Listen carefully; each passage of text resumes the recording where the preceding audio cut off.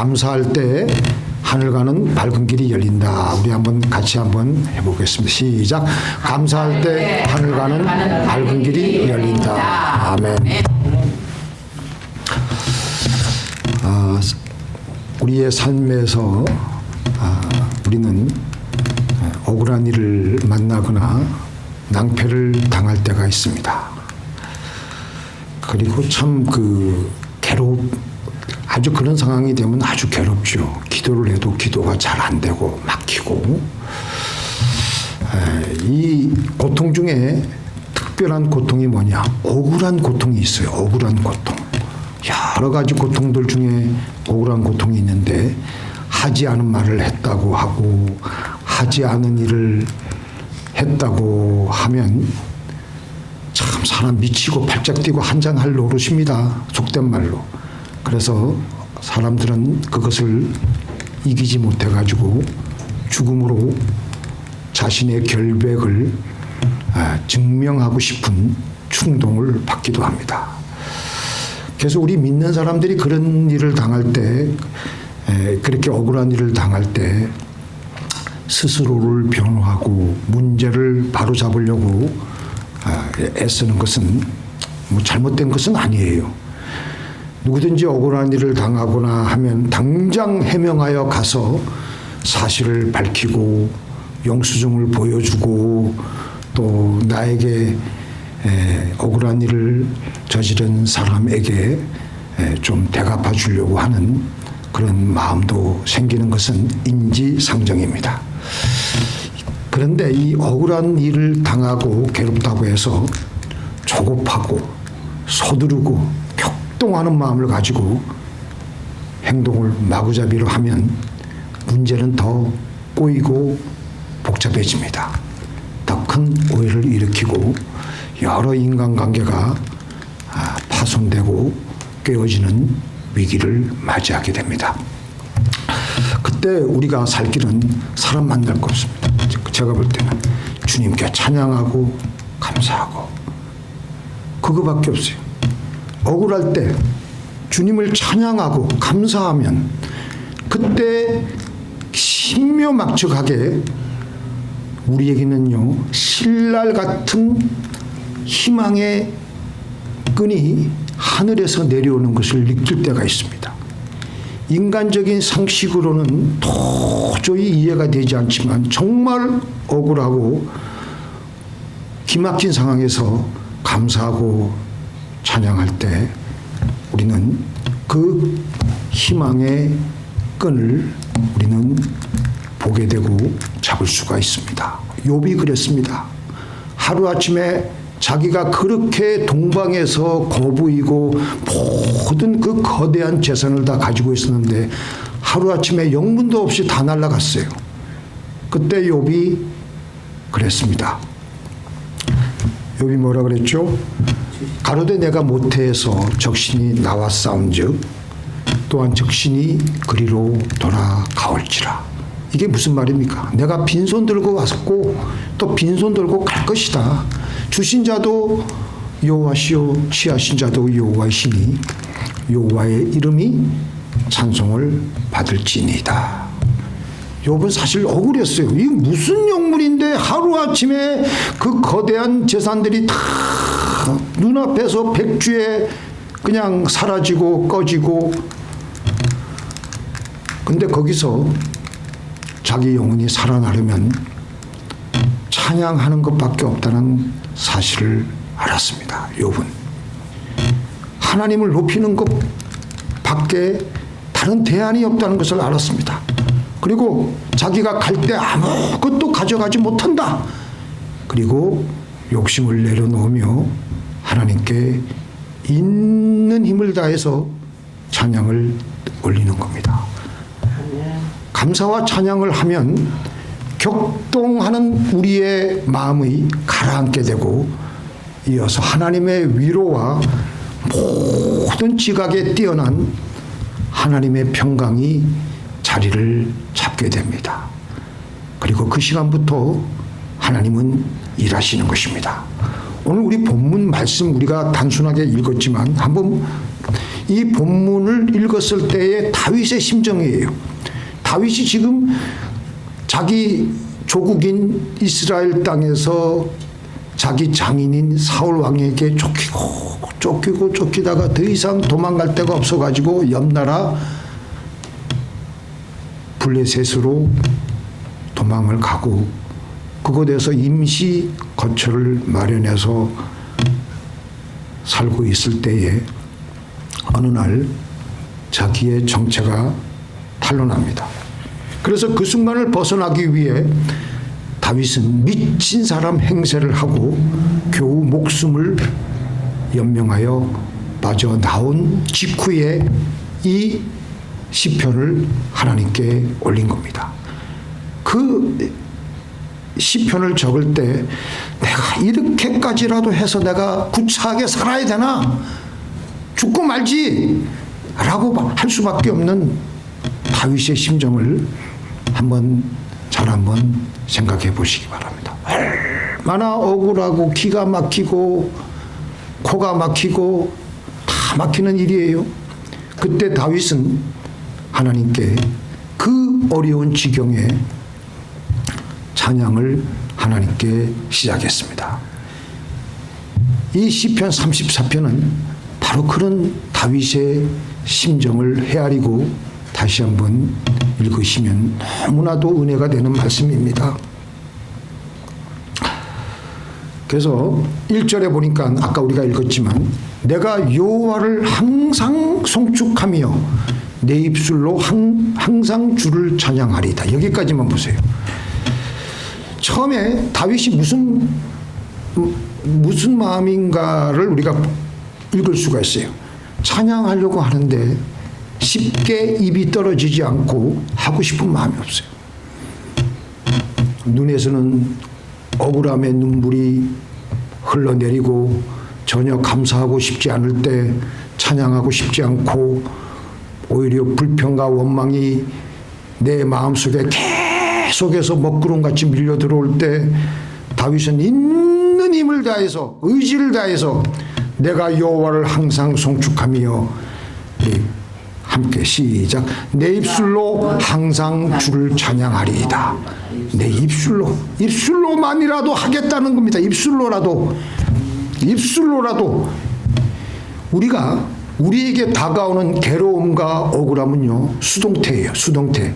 우리 한국에서 우리 중고등학교 시절에 영어 문법 그 삼위일체 보면은 능동태, 수동태가 있잖아요. 수동태는 내가 수동적으로 있으면 저절로 다가오는 거예요. 수동태. 괴로움과 억울함과 분함과 여러 마귀들이 던져주는 것은 다 가만히 있어도 저절로 다가와요. 그런데 감사와 찬양과 기쁨, 하나님께로부터 오는 것은요 능동태입니다. 능동태이어야지만 그게 되는 겁니다. 그래서 이럴 때 이 억울할 때 이 억울함과 괴로움에 계속 수동적으로 끌려다닐 것인가, 아니면 우리가 있는 힘을 다해서 능동적으로 의지를 다해서 찬양을 해야 할 것인가, 우리는 선택해야 됩니다.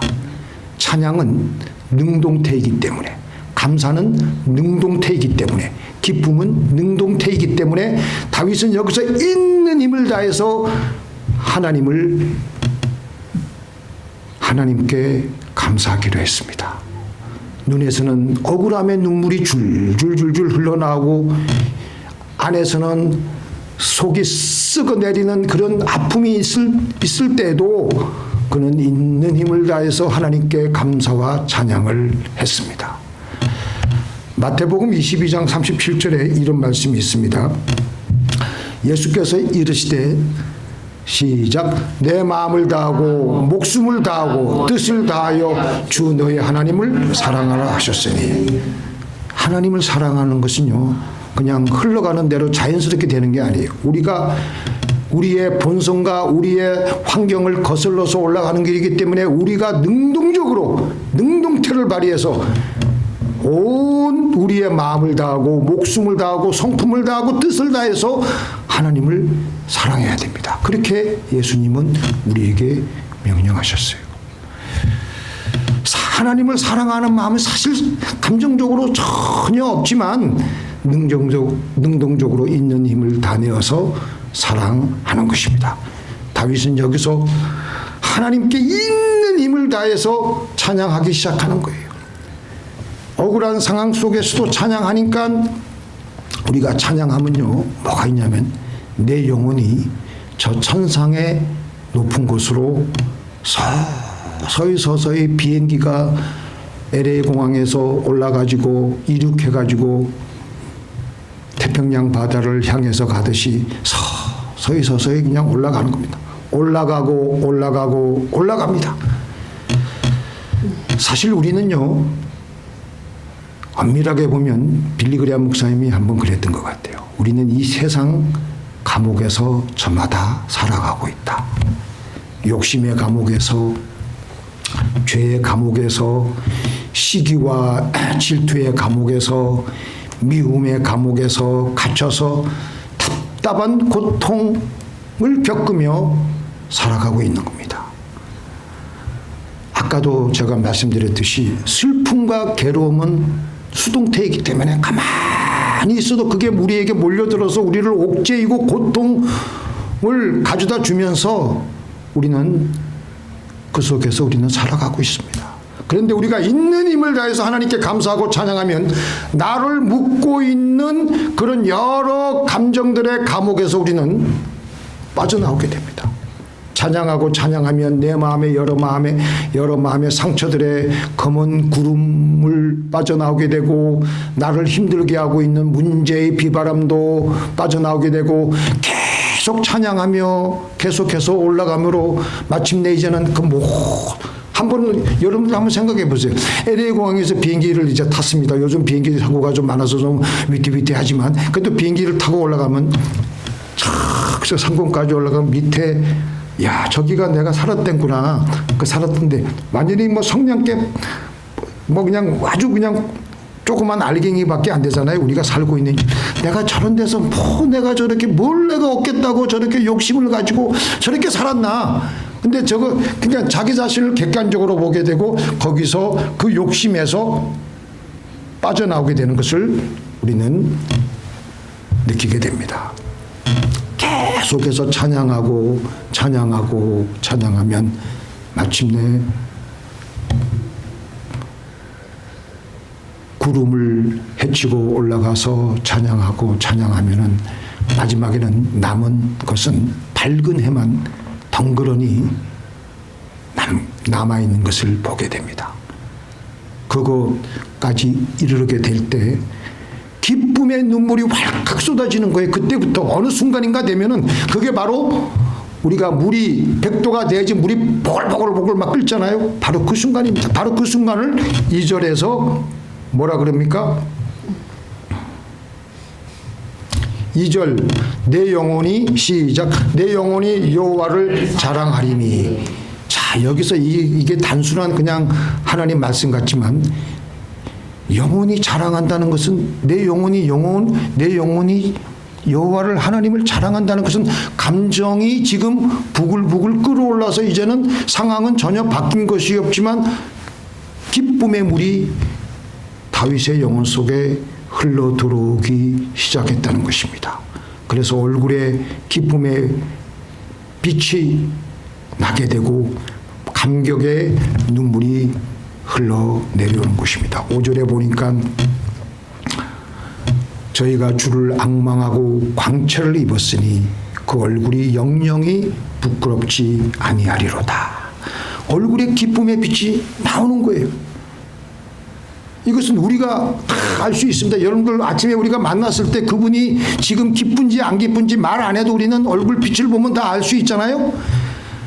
그러니까 주변에서 그 광경을 보고 있던 다윗을 따르던 그 사람들이 그것을 보고 아니 다윗이 저런 상황 속에서 지금 완전히 찌그러져 있어야 되는데 사울을 피해서 도망가다가 더 이상 자기 나라에서는 갈 곳이 없어서 저렇게 비굴하게 자기 생명을 연명하기 위해서 미친 짓을 하고 나서 저렇게 억울하고 기가 막힌 상황 속에서 저렇게 기뻐하는 거 저 혹시 돌지 않았냐 미치지 않았느냐. 가만히 가서 보니까 진짜 기뻐하는 거 진짜 그때부터 자기네들도 다윗이 찬양하는 그 옆에 같이 와서 찬양을 하나님께 같이 올리는 겁니다. 오늘 우리가 바로 그 말씀이 나오죠. 3절에 2절에 내 영혼이 여호와로 자랑하리니 공고한 자가 이를 듣고 기뻐하리로다. 나와 함께 여호와를 광대하시다 하며 함께 그 이름을 높이세. 하나님께 찬양하는 것은요, 하나님을 높이 올려드리는 것입니다. 이 우주에서 하나님보다 높으신 이가 어디 있습니까? 하나님보다 더 영화로우신 분이 어디 있습니까? 영화의 극치를 가지고 계시며 지극히 거룩하고 높으신 하나님이, 더 이상 하나님은 높아질 대로 높아지실 수가 없는 그런 정도로 높으신 분이십니다. 그러나 우리의 삶 속에서, 이 땅에서 하나님을 높여야 됩니다. 우리의 삶에서 하나님을 높여야 되고요. 우리의 삶에서, 우리의 문제투성이 속에서 하나님을 높여야 됩니다. 우리의 현실에, 우리의 골치 아픈 상황 속에서 나를 아프게 하고 찌르는 것 때문에 하나님을 높이고 찬양하고 감사해야 돼. 하늘에 계신 우리 아버지여, 이름이 거룩히 여김을 받으시오며, 우리의 삶 속에서 하나님을 찬양하고 감사할 때, 하나님을 높일 때 첫 번째 영적으로 우리에게 다가오는 것은요, 먼저 나 자신의 부끄러운 모습을 하나님이 비추어 주십니다. 하나님이 나 자신의 부끄러운 모습을 비추어 주셔요. 내가 하나님을 높이고 그 영광의 강체에 들어가게 되면서 내 자신의 부끄러운 모습을, 사실은요, 평상시에는요, 우리가 바쁘게 살다 보면요, 내 자신의 부끄러운 모습을 모르고 내가 잘난 것이냐, 나만 잘한 것이냐 살아가고 있습니다. 이사야 6장 3절 5절 보니까 어떤 말씀이 나오냐면요, 제가 안 적었군요. 그냥 제가 말씀드릴게요. 천사들이 서로 외치며 하나님을 찬양하기를 거룩하다 거룩하다 거룩하다, 만군의 여호와의 영광이 온 땅에 충만하다. 하나님이 극히 그냥 높임을 받고 거룩함을, 그 찬양을 받을 때 그 찬양으로 말미암아 그것을 경험한 이사야가 나는 죄인이로소이다. 나는 이제 죽게 되었구나. 찬양하기 전까지는 몰랐습니다. 그래서 우리가 act라는 말이 있죠.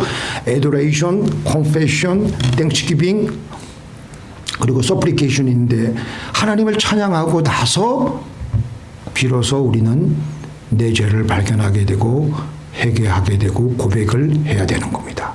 찬양하기 전까지는 몰랐는데 하나님을 높이고 하나님의 임재에 우리가 들어가 마주하게 되니까 내 자신의 부끄러운 모습들이 막 얼마나 하나님의 그 영광스러운 그 광채로 나를 비추면요, 샅샅이 그냥 아주 교묘하게 내가 나만이 알고 있는 그 나도 몰랐던 죄도 하나님이 비춰주시면, 하나님, 바로 이사야가 말한 것처럼 나는 죄인으로소이다.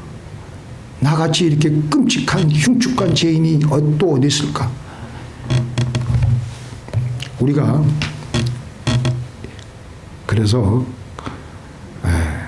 두 번째는 하나님을 높이면요, 하나님을 높일 때 이제 우리가 평상시에 우리의 문제 속에서 빠져나오지 못하는 것은 내가 먼저 살려고, 내가 손해를 안 보고, 내가 내 자존심, 내 체면, 그걸 손해를 안 보려고 그러고 내가 깎임을 안 받으려고 하니까 그런 욕심이 있으니까 이 문제의 해결책이 안 보이는 겁니다. 내 욕심의 감옥에서 캄캄하게 갇혀 있으니까 앞길이 안 보이는 거예요. 어두컴컴한 겁니다. 그런데 이 위기와 절망 속에서, 억울한 상황 속에서 이해는 가지 않지만, 하나님, 나는 망해도 좋습니다. 하나님만 높임을 받으시옵소서. 하나님만 높임을 받으시옵소서. 자, 그렇게 하면요, 7억 같은 절망의 감옥 속에 묶여져 있던 내 영혼이 빠져나와서 올라가는 거예요. 그러면서 하나님의 지혜가 들어오게 되며 솟아날 길이 하나씩 보이며 하늘 가는 밝은 길이 환하게 나오는 겁니다. 믿습니까? 7절에 제가 7절 한번 볼까요? 우리 여호와의 사자가 시작. 여호와의 사자가 주를 경외하는 자를 불러 진치고 저희를 건지시는도다. 아멘. 그 다음에 제가 잠언 1장 7절 제가 읽어드릴게요. 여호와를 경외하는 것이 지식의 근본이오늘 미련한 자는 지혜와 훈계를 멸시하느니라. 또 여호와를 경외하는 것은 지혜의 훈계라. 또 스스로 지혜롭게 여기지 말지어다. 여호와를 경외하며 악을 떠날지어다. 그러니까 한마디로 지혜는 하나님을 경외하는 거예요. 경외는 또 뭐냐? 경외라는 말이 또 신묘막적해요. 경외는 하나님을 사랑하고 공경하고 높이는 것뿐만 아니라 동시에 하나님을 두려워하는 거예요. 그러니까 하나님을 사랑하고 하나님을 높이고 경외하는 것과 두려워하는 것은 전혀 다른 그 차원 같지만 동전의 양면이고 한 몸입니다. 그래서 하나님을 공경하지도 않고 사랑하지 않는 사람은요, 하나님을 두려워하지 않고 자기 마음대로 살아갑니다. 그러나 하나님을 공경하고 하나님을 높이는 그 마음으로 가득 들어찬 사람은요, 조금만 무슨 잘못된 길로 나갈 때 하나님을 두려워하는 마음이 바로 그를 잡아주기 때문에 범죄하지 않습니다.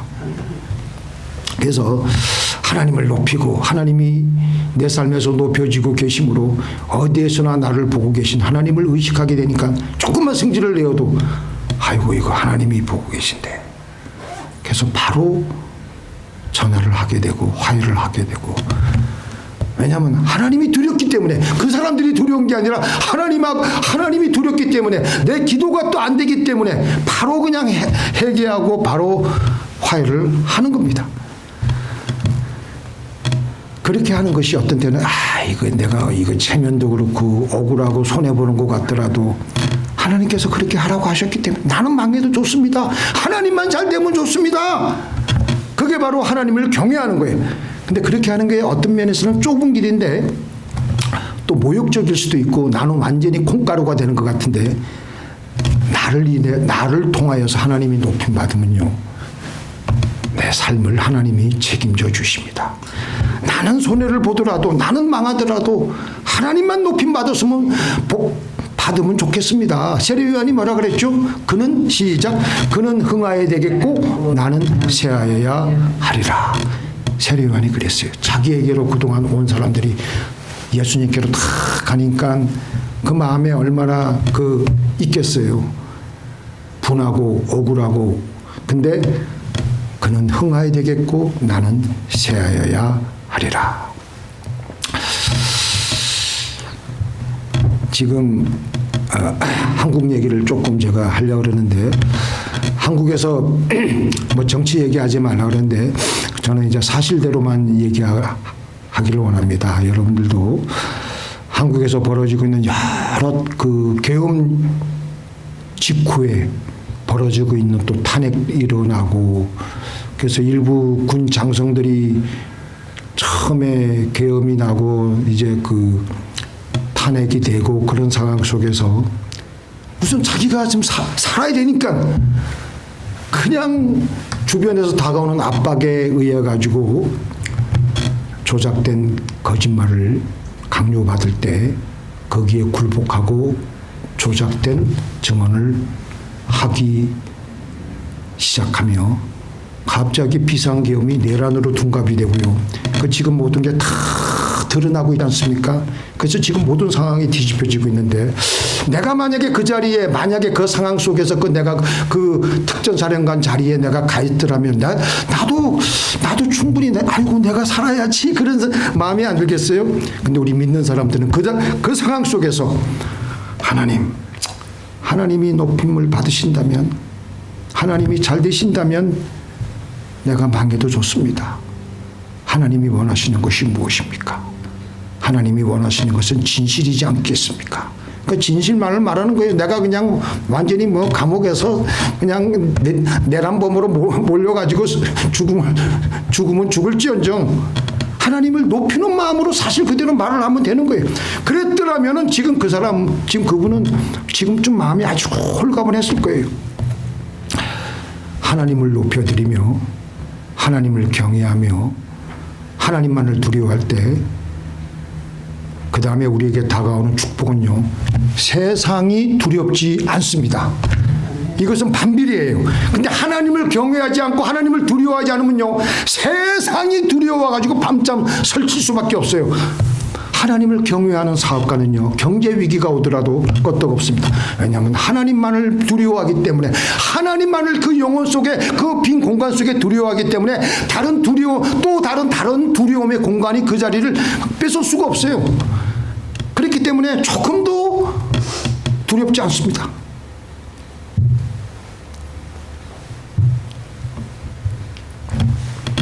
그래서 하나님을 경외하지 않는, 하나님을 제대로 섬기지 않은 사업가는 하나님을 두려워하지 않기 때문에 시장의 변동성에 늘 불안해하고 스트레스에 시달리고, 주변에 뭐 도와줄 데가 없나 사방에 그냥 두려움에 그냥 시달리면서 불면증에 시달리는 거예요.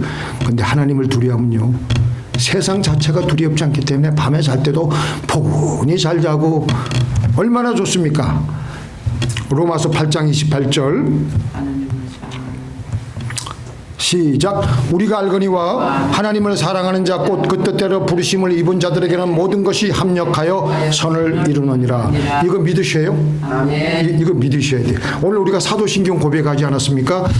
사도신경에는요, 하나님의 중요한 핵심적인 두 개의 성품이 나옵니다. 첫째는 하나님은 전지전능하신 분. 두 번째는 하나님은 우리를, 하나님의 모든 것을 걸고 우리를 사랑하셨다는 것. 이 두 가지를 우리가 매주 고백하는 거예요. 이 고백을 매주마다 우리는 고백하는데 얼마나 이게 기가 막힌 겁니까? 만약에 하나님이 전지전능하시지만 우리를 사랑하지 않으시면 우리에게 벌어지고 있는 어떤 일은 안 좋을 수도 있어요. 그리고 거꾸로 말해서 하나님 우리를 사랑하시는데 하나님이 전지전능하지 않으시면 또 우리에게 벌어지는 어떤 일들은, 우리에게 또 다가오는 어떤 일들은 안 좋을 수도 있어요. 그런데 우리는 너무나도 기가 막힌 것이, 하나님은 우리를 지극히 사랑하시고 하나님은 전지전능하시기 때문에 우리에게 다가오는 모든 일들은 결국 우리에게 복되게 하기 위한 선이라는 것입니다. 그렇기 때문에 우리는 지금 비록 말도 안 되는 상황이 내 앞에 계속해서 다가오고 있더라도 우리는 그 일을 인하여 하나님께 눈물을 흘리더라도, 이해가 가지 않더라도, 억울한 마음이 있더라도 하나님께 찬양하고 감사하고 나가야 되는 겁니다. 그 일이 나에게 생겨서 더 좋게 해주실 하나님 감사합니다. 감사합니다. 그래서 다윗이 다른 시편에서도 보면요, 내가 두려워하는 날에는 주를 의지하리이다. 내가 하나님을 의지하고 그 말씀을 찬송할지라. 내가 하나님을 의지하였은즉 두려워 아니하리니 혈육이 있는 사람이 내게 어찌하리이까. 내가 두려운 일을 만날 때라도 내가 두려워하는 날에는 주를 의지하리이다. 하나님을 찬송하겠습니다. 하나님을 의지하겠습니다. 시편 57편 7절에 보니까 하나님이여 내 마음이 확정되었고 내 마음이 확정되었사오니 내가 노래하고 내가 찬송하리이다. 내가 능동태로 하나님께 찬양하고 감사하고 나가겠다는 거예요.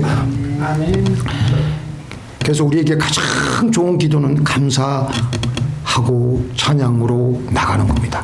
앞이 아무것도 안 보이고 모든 것이 다 무너져 있는 것 같은 상황에서 마음이 억울할 때 하나님께 찬양을 드리고 하나님을 높일 때 내 욕심의 감옥에서, 여러 세상의 감옥에서 내 영혼을 붙들고 있는 그 모든 미움과 증오의 감옥에서 빠져나오게 되며, 그리고 그러면서 우리에게는 하나님의 지혜가 우리에게 보이기 시작하며 그 신랄 같은 지혜의 끈을 붙잡고 앞으로 조심조심 나가며 하나씩 하나씩 불가능의 장벽이 열려가기 시작하며 마침내 하늘 가는 밝은 길이 우리에게 펼쳐지게 됩니다. 시편 84편 5절에서 7절 제가 읽어드릴 테니까 잘 한번 보세요. 주께 힘을 얻고 그 마음에 시온에 데려가 있는 자는 복이 있나이다. 저희는 눈물 골짜기로 동행할 때 그것으로 많은 샘의 곳이 되게 하며 이른 비도 은택을 입히나이다. 저희는 힘을 얻고 더 얻어 나아가 시온에서 하나님 앞에 각기 나타나리이다. 눈물 골짜기 같이 아무것도 보이지 않는 그 상황 속에서 하나님께 찬양하며 나가니까 마음에 힘을 얻고 마음에 먼저 올라가니까 시온의 대로가 먼저 펼쳐지지 않겠어요? 그러니까 힘을 얻고 계속해서 하나씩 해결되니까 마침내는 하늘 가는 밝은 길이 우리 앞에 펼쳐지게 되는 것을 우리는 경험하게 됩니다. 그래서 오늘 우리 하나님 말씀, 너희는 여호와의 선하심을 맛보라. 너무 좋습니다. 외양간에 송아지가 없어도 열매가 없어도 전능하시며 나를 사랑하시는 하나님께서 주시는 기쁨, 행복이 넘치는 하늘 가는 밝은 길을 맞이하시는 저와 여러분이 되시기를 예수님의 이름으로 축원드립니다.